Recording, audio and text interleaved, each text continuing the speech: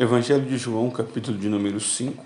Vamos tratar sobre o paralítico de Betesda e a vida por intermédio do Filho, o outro testemunho de Jesus Cristo também. Vai dizer que algum tempo mais tarde Jesus sobe a Jerusalém para assistir a uma festa dos judeus, provavelmente se tratando aí da Páscoa. E em Jerusalém vai falar sobre a porta das ovelhas, que é a porta por onde literalmente passam as ovelhas para serem sacrificadas. Tinha um tanque chamado de Betesda, o qual tinha 5 pavilhões, e nesse tanque vai dizer que havia grandes multidões de enfermos, cegos, coxos e paralíticos esperando o movimento das águas, porque um anjo descia em certo tempo e agitava a água, e o primeiro que entrasse no tanque, depois do movimento da água, sarava de qualquer doença que tivesse. E nesse contexto, Jesus vai encontrar ali um homem que estava inválido por 38 anos. 38 anos, o homem se encontrava naquela situação. E Jesus, vendo deitado, sabendo que estava nesse estado há muito tempo, mostrando assim a onisciência de Cristo, vai perguntar a ele: queres ser curado? E ele responde: Senhor, não tenho ninguém que me ponha no tanque quando a água é agitada. Quando estou tentando entrar, desce outro antes de mim. Jesus então diz para ele: levanta, toma a tua esteira ou a tua cama e anda. Imediatamente ele é curado, toma sua cama e põe-se a andar, e aquele dia era sábado. Então começa a controvérsia dos judeus, a briga com o homem, porque era sábado e ele estava carregando a cama, e eles disseram, né, a lei não permite que carregue teu esteira no sábado. E o homem disse: olha, aquele que me curou disse: toma tua esteira e anda. E eles perguntaram, e o homem disse não saber quem era Jesus, ele não sabia quem o havia curado, ele não tinha noção de quem era Jesus. Mais tarde ele encontra Jesus no templo, versículo 14, e Jesus disse para ele: olha, já está curado, não peques mais para que não te suceda coisa pior. E o homem vai então e anuncia aos judeus que Jesus era aquele que o tinha curado. Bom, vamos lá. O movimento das águas vai ter sempre algumas controvérsias. De fato, existia mesmo essa questão do anjo descer ou não. Eu vou ficar com o testemunho das Escrituras, que vai falar sobre essa questão. E sendo isso, vamos falar de um homem que estava abandonado lá há 38 anos, à margem da sociedade. À margem da sociedade, eu digo porque lá, como a própria Bíblia vai relatar, havia pessoas enfermas de vários tipos de enfermidades, coxos, cegos, paralíticos. Estavam todos lá, abandonados para serem curados ao movimento das águas. A Bíblia vai dizer em algumas traduções que esse homem jazia, esse homem estava, no versículo 3, com uma grande multidão. Jazer é uma expressão que a gente usa para mortos, é uma expressão que quer dizer que ele estava permanecendo muito tempo naquele local. Eles eram abandonados à margem da sociedade, e é neste local que Jesus vai entrar. E é neste local que Jesus vai reinserir no homem a sociedade através do diálogo. Ora, é claro que ele queria ser curado. E Jesus vai fazer uma pergunta, até no nosso ponto de vista, ilógica para esse homem: queres ser curado? É claro que ele queria ser curado, ele estava ali para ser curado. Mas Jesus queria ouvir dele, Jesus queria ouvir da boca dele aquilo que de fato ele gostaria para a sua vida. E ele vai dizer, em outras palavras: Senhor, eu quero. O problema é que eu não consigo sozinho, porque quando a água é agitada e eu estou tentando entrar, ele era paralítico, descia outro antes dele. Então Jesus vai mostrar para ele que estava diante dele quem era maior que os anjos, quem era maior que o tanque. Jesus olha para ele e diz: levanta, toma tua esteira e anda, versículo 8. E esse homem então, ele é curado, ele é imediatamente curado, versículo 9. Isso acontece porque Jesus dá uma ordem e ele obedece: levanta-te. Jesus estava mostrando para ele que o som, o poder da voz de Jesus é muito além daquilo que o homem imaginava. Ele não precisaria mais esperar o movimento das águas e nem depender de outra pessoa para levá-lo até lá, já que ele estava lá sozinho, porque quando ele tentava descer, outro chegava no seu lugar. Mas a voz de Jesus, que é acima de toda e qualquer enfermidade, vai alcançar a vida deste homem. E ele então pega a sua esteira e sai com ela na cabeça. E era sábado. E aí os judeus vão dizer que a lei não permitia, mas na verdade não era a lei que não permitia eles carregarem uma esteira no sábado. O que não permitia eram as tradições dos judeus. Os judeus incluíram tanta tradição na lei que na época de Jesus já tinha 39 proibições sobre o sábado, além do que a lei de fato diria. E aí então, aquele homem vai dizer, olha, aquele que me curou diz, toma tua esteira e anda. De certa forma ele estava dizendo, esse que me curou, ele é maior que o sábado, porque ele não se privou da questão do sábado para não me curar. E o ponto interessante, quem é que te curou? E ele disse, eu não sei. Jesus fez um milagre. Jesus realizou um sinal. E Jesus não esperou gratidão por isso. O grande problema nosso hoje é querer ser reconhecido por aquilo que nós fazemos. E de fato o que nós fazemos em relação ao reino não é por nós, é por Deus. Porque é a bondade e o dom de Deus que nos alcança para isso. Mas a gente ainda espera reconhecimento humano. E o que Jesus vai nos ensinar aqui no versículo 14, no versículo 13, é justamente o contrário. O homem nem ao menos sabia quem era Jesus. Jesus não estava preocupado em se revelar a ele, porque não era esse tipo de popularidade que Jesus buscava. E aí mais tarde, quando Jesus encontra esse homem no templo, veja bem que Jesus reinsere ele na sociedade. Ele está há 38 anos abandonado às margens da sociedade, no tanque, na Porta das Ovelhas, próximo ao tanque chamado Betesda, e agora ele já está na festa dos judeus, né? Jesus já encontra ele no templo. Então ele descobre quem é Jesus. O versículo 14 traz uma prerrogativa interessante que Jesus diz, olha, já está curado, não peques mais, para que não te suceda coisa pior.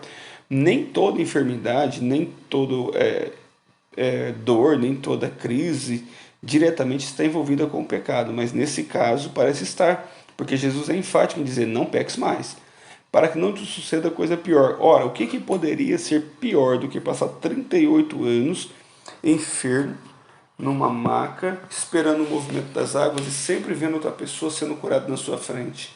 Pior do que isso é passar a vida inteira condenado no inferno.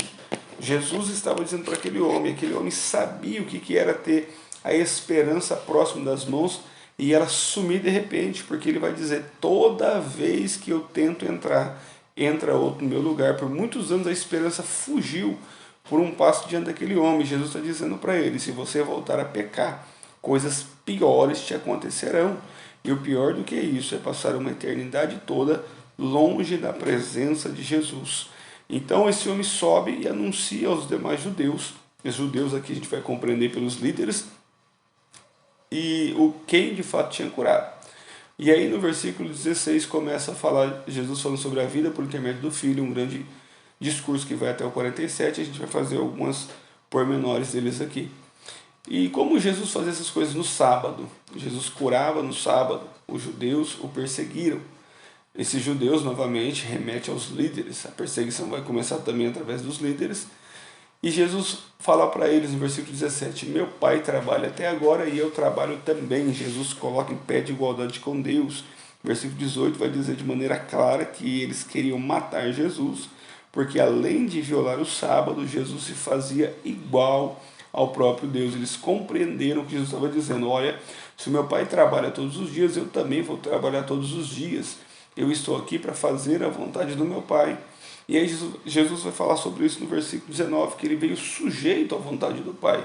Ora, por que é que Jesus é sujeito ao Pai? Porque Jesus veio como filho para fazer a vontade do Pai. E nesse sentido, Jesus é submisso ao Pai. Ele veio para cumprir uma missão do Pai e ele vai cumprir ela na íntegra. E essa missão passa pelo campo da obediência. Jesus é homem e é um homem obediente, como diz Paulo em Filipenses, até a morte e morte de cruz.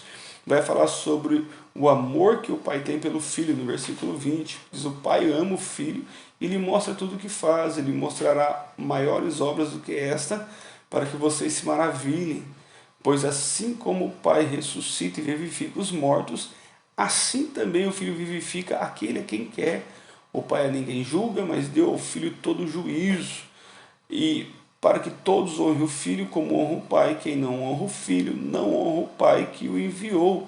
E o versículo 20 ao 23, que nós acabamos de ler, acabamos de fazer menção, vai falar sobre a questão da vida que Jesus dá àqueles que estavam mortos. Jesus está falando, o Filho vivifica quem quer. Isso aqui está tratando sobre a morte espiritual. Os homens que estavam mortos em delitos e pecados, eles vão ser ressuscitados aqui, ouvindo a voz do Filho, e eles vão sendo, tendo vida, e essa vida espiritual, em Jesus.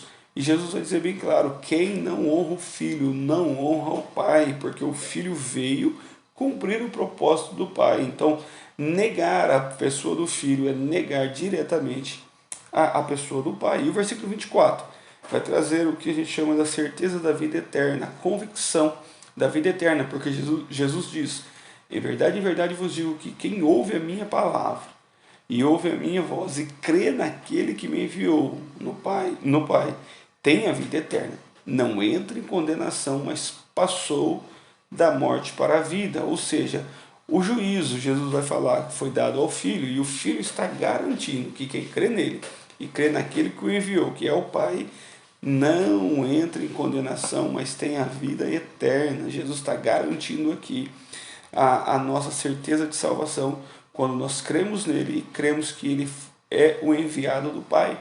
E aí o versículo 25 ele diz: em verdade vos digo que vem a hora, e já chegou, em que os mortos ouvirão a voz do Filho de Deus, e os que ouvirem viverão. Novamente, tratando sobre a morte espiritual. Os homens estavam mortos em delitos e pecados, e aqui começam a ser transformados, a serem recuperados, a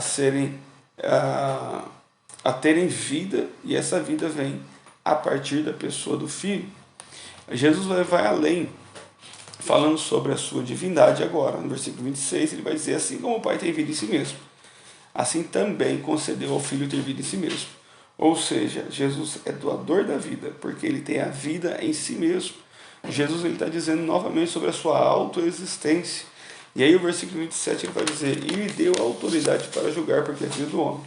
Não vos maravilheis disso, pois vem a hora em que todos que estão nos sepulcros ouvirão a sua voz e sairão, os que fizeram o bem para a ressurreição da vida e os que praticaram o mal para a ressurreição da condenação. Jesus está falando aqui sobre os dois tipos de ressurreição que haverá, né? O que já havia sido enfatizado pelo profeta Isaías, o que foi profetizado para o profeta Daniel no capítulo 12 do seu livro, sobre a ressurreição do último dia, a ressurreição final, onde uns ressurgirão para a vida eterna e outros para a vergonha e desprezo eterno. A grande questão aqui é que Jesus põe um fim numa doutrina chamada de aniquilacionismo, onde que aqueles que não creem em Jesus serão aniquilados. Não é isso que a Bíblia diz. A Bíblia diz que os que não crerem também ressurgirão, mas eles ressurgirão para a condenação eterna. Então esse é o problema de viver longe de Jesus, é que você vai ser ressuscitado, vai ser levantado no último dia, mas só para saber que ele é Senhor, e vai infelizmente provar do que nós chamamos de uma vergonha e desprezo eterno. Essa é a palavra eterno, não é aniquilado, mas é eternizado nesse sofrimento. E aí Jesus vai além agora, a partir do versículo 30, dizendo: eu não faço nada de mim mesmo, mas faço assim como o Pai, como ouço do Pai, como julgo, o meu juízo é justo, pois eu não busco a minha vontade, mas a vontade daquele que me enviou.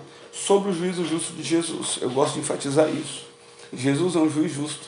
E aí as pessoas têm o costume de falar nos nossos dias: só Deus tem o poder de me julgar. Então vamos lá. Só Jesus pode me julgar. Jesus fala sobre a questão do céu. Ficaram de fora os cães, os feiticeiros, os idólatras, os adúlteros, os prostitutos, todo aquele que ama e pratica mentira. Então isso aqui é um julgamento de Jesus, não é meu. É um julgamento justo. Ficarão de fora os incrédulos, os tímidos, os covardes. Não é um julgamento meu, é um julgamento de Jesus. Todo aquele que não tem o nome, cujo nome não foi encontrado no livro da vida, não vai entrar no reino dos céus. Não é um julgamento meu, é um julgamento de Jesus. Todo aquele que não creu no Filho, que não creu que o Filho foi enviado do Pai, vai viver em condenação eterna. Não é um julgamento meu, é um julgamento de Jesus. Quando eu entendo que Jesus é um juiz justo, eu fico feliz, mas também fico preocupado, porque esse juiz justo conhece o interior da minha alma e ele sabe de fato o que está no meu coração. E é esse juiz que vai julgar a minha causa. Então, muito atento e clame pela misericórdia do Senhor. E aí, então, Jesus vai falar do 31 até o 37, mais específico, na verdade até o 47, sobre a questão do seu testemunho. Ele vai falar: olha, se eu testificasse de mim mesmo, o meu testemunho não seria verdadeiro, mas há outros que testificam de mim. E aí ele vai falar sobre o testemunho de Moisés, o testemunho do Pai, o testemunho das suas obras e o testemunho das Escrituras. Isso é interessante. Ele vai falar: olha, vocês mandaram mensageiros até João e ele deu testemunho da verdade. João disse quem ele era, quem ele não era e quem eu sou. Mas vocês não acreditam nisso, porque se vocês recebessem esse testemunho, já seriam salvos. João era a lâmpada que ardia e iluminava, versículo 35, mas vós escolheste alegrar por algum tempo com sua luz. Só algum tempo, não quiseram saber de uma luz permanente. E aí ele vai falar, o meu testemunho agora é maior do que o de João, porque as próprias obras que meu pai me deu para realizar e que eu faço testificam de mim. Só falando rapidamente sobre João, provavelmente aqui, versículo 35, João estava preso, porque o seu ministério havia acabado, porque Jesus disse que ele era a lâmpada ou ele estava já morto, né? Aí não sei qual é a colocação aqui, mas o fato é que já havia passado o ministério de João. E ele vai dizer, João testificou, vocês preferiram se alegrar com ele só por um tempo, mas não conheceram a luz verdadeira. E o outro testemunho que eu carrego comigo é o do meu pai, que é maior do que o testemunho de João. E mesmo assim vocês não creem. O Pai me enviou. E ele mesmo testifica de mim, testificou de mim, mas vocês não ouviram sua voz e nem viram a sua forma, nem a sua palavra. A palavra de Deus permanece nele, porque se permanecessem, eles creriam. E aí o versículo 39 diz, examinai as Escrituras, porque nelas pensais ter a vida eterna, e são estas mesmas que testificam de mim. Isso é interessante também, o exame detalhado das Escrituras. Há um grupo de romanistas, não sei se todos, mas há um grupo de romanistas que vai chamar de bibliólatra, né? Um idólatra da Bíblia, aqueles que só querem andar pela palavra. Mas na verdade, nós temos que andar pela palavra, porque o próprio Cristo é a palavra revelada, como João diz no capítulo 1 do seu livro.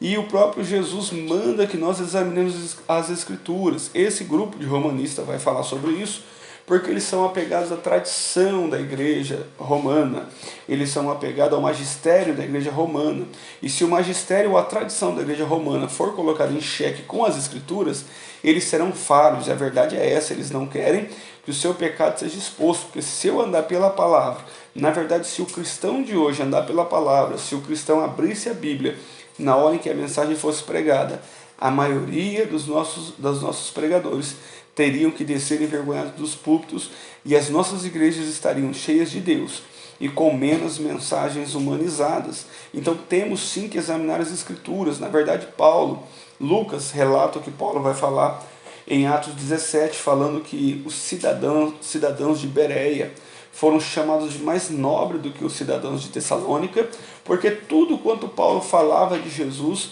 nas Escrituras, eles conferiam, e lá houve um grande número de pessoas que creram, porque eles examinaram nas Escrituras e viram que de fato Jesus histórico, aquele Jesus que Paulo pregava, era de fato o Messias prometido de Israel. Então temos que examinar as Escrituras para tudo.